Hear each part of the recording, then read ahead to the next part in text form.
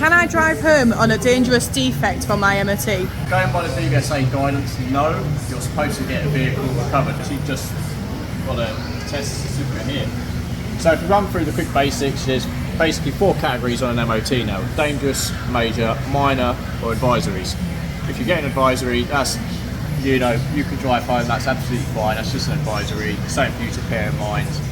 Minor, it's something you should repair as soon as possible, you know, keep an eye on it.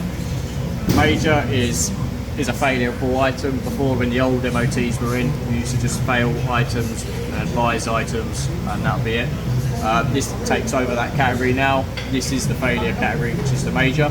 And there are now new things called dangerous defects. Now these are items that the DVSA deem that are not safe to be driven from an MOT station back to your house, or to drive around in the garage. At which point the DVSA guidance is that that vehicle should be recovered from the site where the MOT was taken, brought to an approved garage to be repaired, and then submitted back for a retest.